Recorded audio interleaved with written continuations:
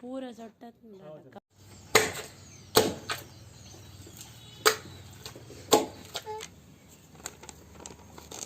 ನೋಡಿ ತುಂಬ ಈಸಿ.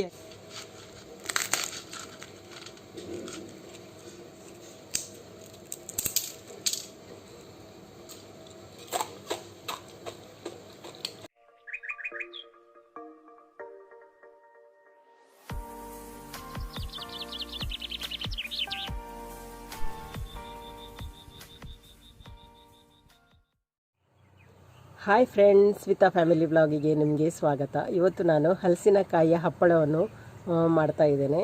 ಈ ಹಪ್ಪಳ ಮಾಡುವ ವಿಧಾನವನ್ನು ನಾನೀಗ ನಿಮ್ಮ ಜೊತೆಗೆ ಶೇರ್ ಮಾಡಿಕೊಳ್ತಾ ಇದ್ದೇನೆ.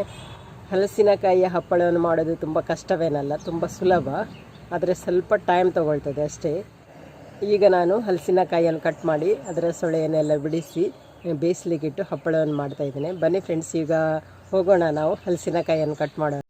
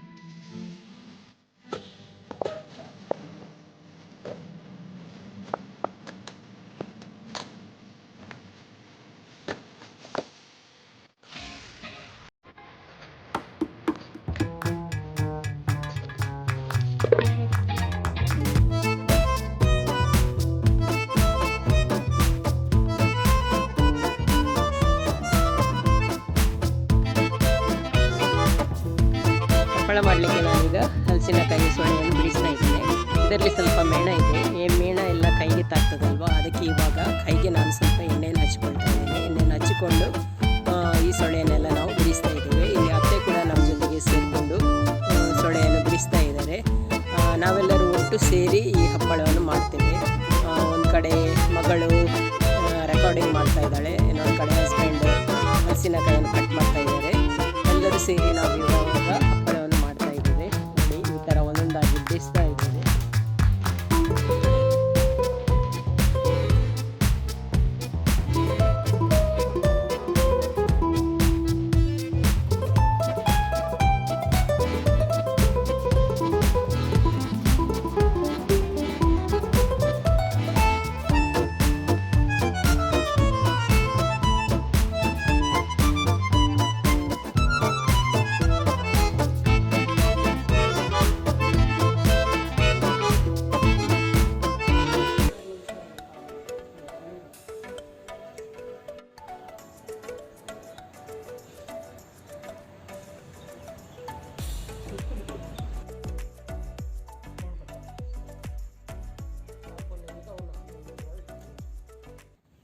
ಹಲಸಿನಕಾಯಿ ಚೆನ್ನಾಗಿ ಬೆಳೆದಿತ್ತು, ಅದೇ ರೀತಿ ಸ್ವಲ್ಪ ಸಿಹಿ ಕೂಡ ಆಗಿತ್ತು. ಕಲರ್ ಕೂಡ ತುಂಬ ಚೆನ್ನಾಗಿದೆ.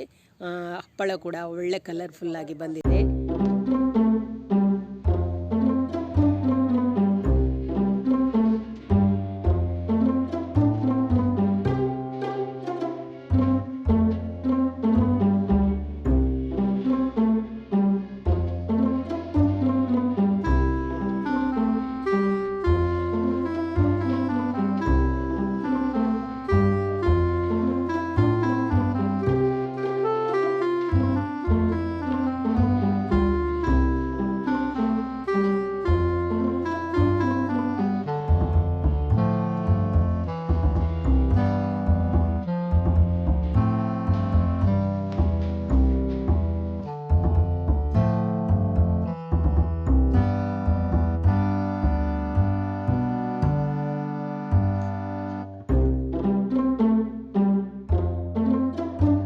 ಈಗ ಹಲಸಿನ ಬೀಜವನ್ನೆಲ್ಲ ತೆಗೆದಾಯಿತು.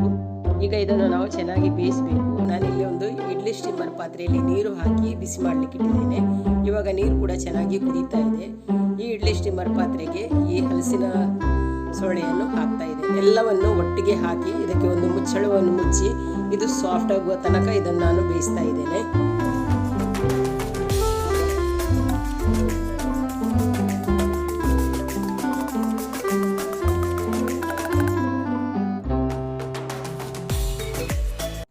ಈಗ ಹಲಸಿನ ಸೋಳೆ ಕೂಡ ತುಂಬ ಚೆನ್ನಾಗಿ ಬೆಂದಿದೆ.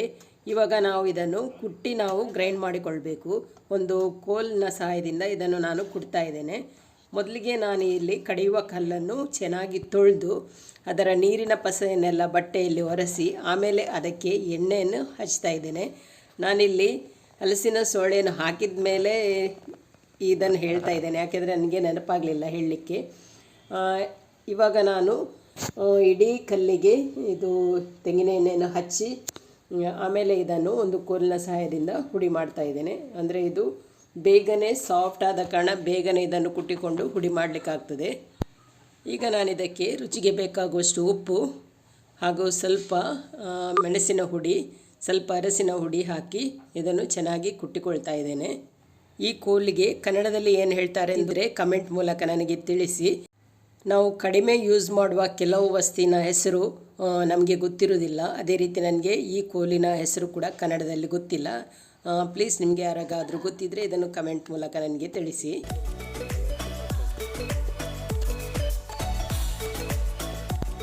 ನೋಡಿ, ಇದನ್ನು ಈ ಥರ ಮಾಡಿ ಕುಟ್ಟಿಕೊಂಡು ಚೆನ್ನಾಗಿ ನಾವು ಹುಡಿ ಮಾಡಿಕೊಳ್ಬೇಕು. ಅಂದರೆ ಇದು ನೈಸಾಗಿ ಹುಡಿ ಆಗ್ತದೆ. ಜಾಸ್ತಿ ನೈಸ್ ಆಗಬೇಕು ಅಂತಿಲ್ಲ.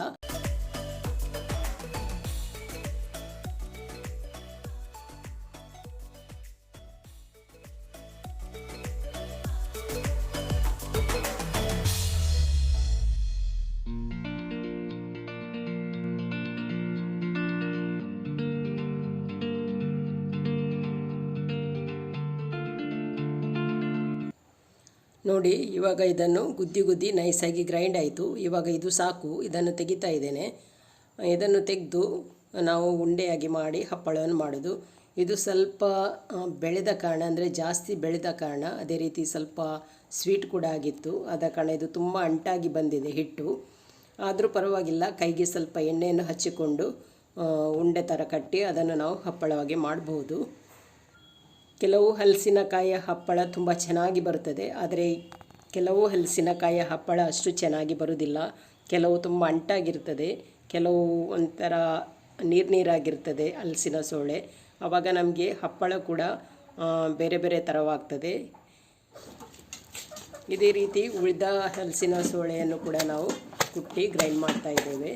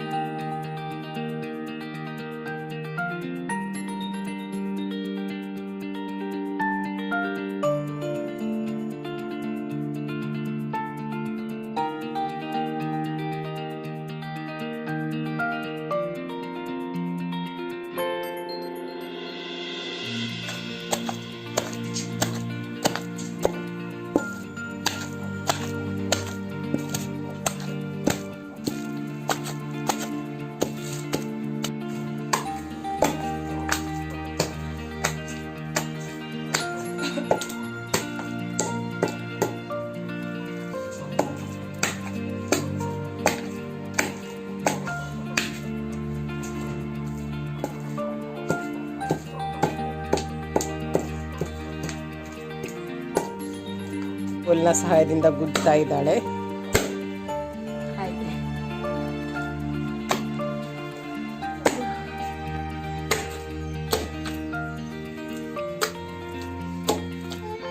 ಇದು ಒಬ್ಬರಿಗೆ ಮಾಡಲಿಕ್ಕೆ ತುಂಬ ಕಷ್ಟ. ಸ್ವಲ್ಪ ಅಂಟು ಕೂಡ ಇದೆ ಅಲ್ಲ, ಆದ ಕಾರಣ ನಾವು ಒಬ್ಬರೊಬ್ಬರಾಗಿ ಇದನ್ನು ಮಾಡ್ತಾ ಇದ್ದೇವೆ. ಮನ್ವಿತಾ ಮಾಡಿದ್ಲು, ಜಾನ್ ಕೂಡ ಮಾಡಿ ಅವರವರ ಕೆಲಸಕ್ಕೆ ಹೋದ್ರಿ. ಇದೀಗ ಆಯಿತು. ಇವಾಗ ಸ್ವಲ್ಪ ಲಾಸ್ಟಿಗೆ ಸ್ವಲ್ಪ ಉಳಿದಿತ್ತು, ಅದನ್ನೀಗ ಮಾಡಿ ಮುಗಿಸ್ತೇವೆ. ಇದು ಉಂಡೆ ಕಟ್ಟಲಿಕ್ಕೆ ಸ್ವಲ್ಪ ಪ್ರಾಬ್ಲಮ್ ಆಗ್ತಾ ಇದೆ, ಸ್ವಲ್ಪ ಜಾಸ್ತಿ ಅಂಟಿದೆ ಇದು. ಈಗ ಎಲ್ಲವನ್ನು ಕುಟ್ಟಿ ಗ್ರೈಂಡ್ ಮಾಡಿ ಆಯಿತು. ಈಗ ಇಲ್ಲಿ ಅತ್ತೆ ಕೈಗೆ ಎಣ್ಣೆಯನ್ನು ಹಚ್ಚಿಕೊಂಡು ಇದನ್ನು ಉಂಡೆ ಕಟ್ತಾ ಇದ್ದಾರೆ.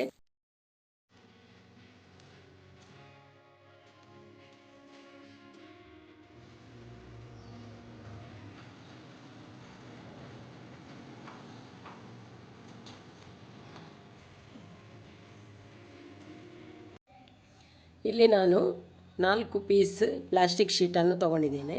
ಈ ಪ್ಲಾಸ್ಟಿಕ್ ಶೀಟಿಗೆ ಎಣ್ಣೆಯನ್ನು ಹಚ್ಚಿಕೊಂಡು ಈ ಚಪಾತಿ ಮೇಕರ್ನಲ್ಲಿಟ್ಟು ನಾನು ಹಪ್ಪಳವನ್ನು ಮಾಡ್ತಾ ಇದ್ದೇನೆ. ನೋಡಿ, ಈ ಥರ ಈಗ ನಾನು ಎಣ್ಣೆಯನ್ನು ಹಚ್ಚಿ ಇಟ್ಕೊಂಡೆ. ಇವಾಗ ನಾನು ಈ ಪ್ಲಾಸ್ಟಿಕ್ ಶೀಟನ್ನು ಈ ರೋಟಿ ಮೇಕರಲ್ಲಿಟ್ಟು ಅದರ ಮೇಲೆ ಒಂದು ಉಂಡೆಯನ್ನಿಟ್ಟು ಮತ್ತೆ ಅದರ ಮೇಲೆ ಒಂದು ಪ್ಲಾಸ್ಟಿಕ್ ಇಟ್ಟು ನಾನು ಇದನ್ನು ಪ್ರೆಸ್ ಮಾಡ್ತಾ ಇದ್ದೇನೆ. ಈ ರೋಟಿ ಮೇಕರಲ್ಲಿ ಹಪ್ಪಳ ಮಾಡಲಿಕ್ಕೆ ತುಂಬ ಸುಲಭ, ಅದೇ ರೀತಿ ಬೇಗನೆ ಕೂಡ ಆಗ್ತದೆ.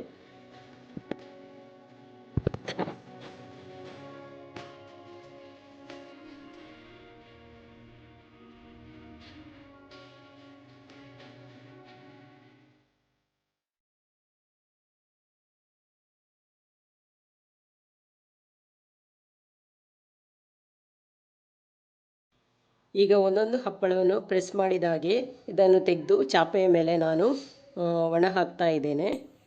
ನೋಡಿ, ಈ ಥರ ಮಾಡಿ ಬೇಗನೆ ತೆಗೆದು ಹಾಕಲಿಕ್ಕಾಗ್ತದೆ. ಇವಾಗ ಎಲ್ಲವನ್ನು ನಾನು ಅದೇ ರೀತಿ ಮಾಡ್ತಾ ಇದ್ದೇನೆ.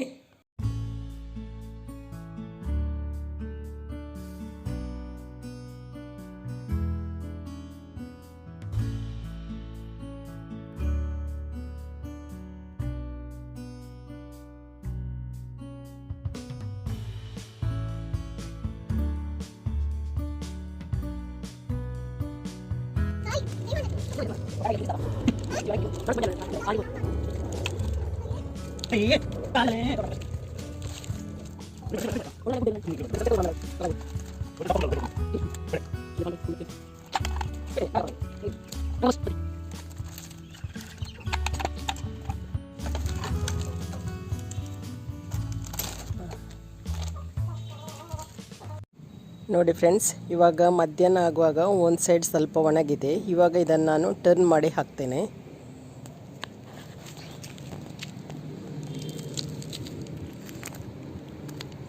ಇವತ್ತಷ್ಟು ಚೆನ್ನಾಗಿ ಒಣಗಲಿಲ್ಲ, ಯಾಕಂದರೆ ಸ್ವಲ್ಪ ಮೋಡನೇ ಇದೆ. ಇವಾಗ ಟರ್ನ್ ಮಾಡಿ ಹಾಕ್ತೇನೆ.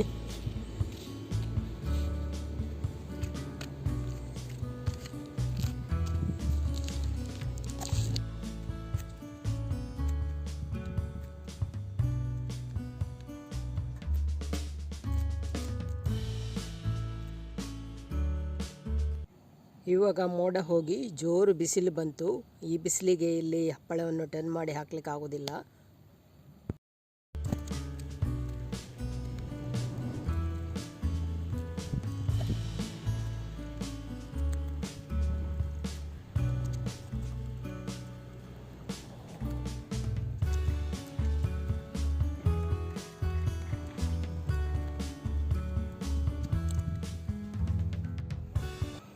ನೋಡಿ, ಇವಾಗ ಇದನ್ನು ಟರ್ನ್ ಮಾಡಿ ಹಾಕಿ ಆಯಿತು. ಇನ್ನು ಸಂಜೆ ಆಗುವಾಗ ಇದು ಸಾಧಾರಣ ಒಣಗ್ತದೆ, ಮತ್ತು ನಾಳೆ ಕೂಡ ಒಣಗಿಸಿದರೆ ಚೆನ್ನಾಗಿ ಒಣಗ್ತದೆ. ಫ್ರೆಂಡ್ಸ್, ಮೋಡ ಇದ್ದ ಕಾರಣ ಈ ಹಪ್ಪಳವನ್ನು ನಾನು 3 ದಿನ ಒಣಗಿಸಿದೆ. 3 ದಿನದಲ್ಲಿ ಚೆನ್ನಾಗಿ ಒಣಗಿತ್ತು. ಇವಾಗ ನಾನು ಇದನ್ನು ಎಣ್ಣೆಯಲ್ಲಿ ಕಾಯಿಸ್ತಾ ಇದ್ದೇನೆ. ಈ ಹಪ್ಪಳ ಸ್ವಲ್ಪ ಸಿಹಿ, ಸ್ವಲ್ಪ ಖಾರ ಆಗಿ ತುಂಬ ಟೇಸ್ಟಾಗಿ ಬಂದಿದೆ. ಅದೇ ರೀತಿ ತುಂಬ ಕ್ರಿಸ್ಪಿಯಾಗಿ ಕೂಡ ಬಂದಿದೆ.